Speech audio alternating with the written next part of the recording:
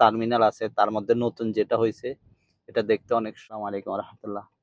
আসছি এখন জিদ্দা বিমানবন্দর, বসকে নামাই দিছে, এখন চলে যাচ্ছে আমরা অন্য কাজে।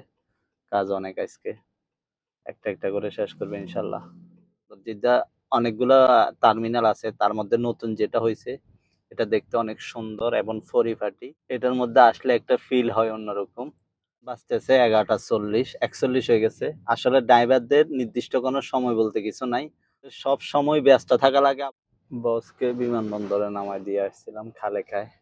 এটা জিদ্দা সবজি মার্কেট সবচাইতে বড়। বাট যে কাজে আসছি দোকানগুলো বন্ধ হয়ে গেছে। আমরা আসছি যে 12টা বেজে গেছে। আপনার ময় মশলার দোকানে আসছিলাম, ওই দোকান সবগুলা বন্ধ।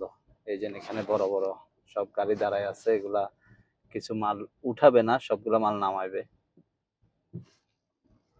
বিভিন্ন দেশ থেকে আনছে, বিভিন্ন জায়গা থেকে, সৌদি আরবের বিভিন্ন জায়গা থেকে আসছে। গেছিলাম খালেকায় বাইফুতের মশলা নিতে, মশলা অবশ্য পাই নাই। এখন আসছি ফান্দায়, ফান্দা থেকে বসের বাজার করব।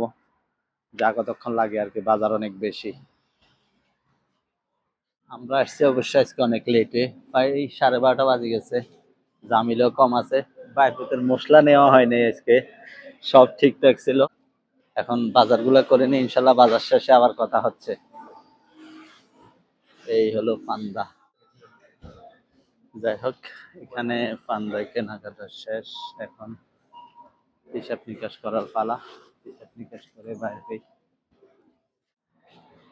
হিসাব নিকাশ শেষ। এখন পুরাবো গাড়িতে, গাড়িতে পুরাই তারপরে বাসার দিকে রওনা দিব। বাসার দিকে রওনা দেওয়ার আগে বাতিজান নাকি খিদে লাগছে, খাওয়া লাগবে। তো এখন এগুলো পুরো খাওয়া দাওয়া করবো, এরপরে বাসার দিকে ইনশাল্লাহ। আলহামদুলিল্লাহ এলাকায় আসি পৌঁছাইছি। এখন বাজতেছে রাত 3টা 40। বাজার সাজার যেগুলো জিদ্দে করছি ওগুলা নামাই দেব, নামাই দিয়ে একটু ঘুমানোর চেষ্টা করব।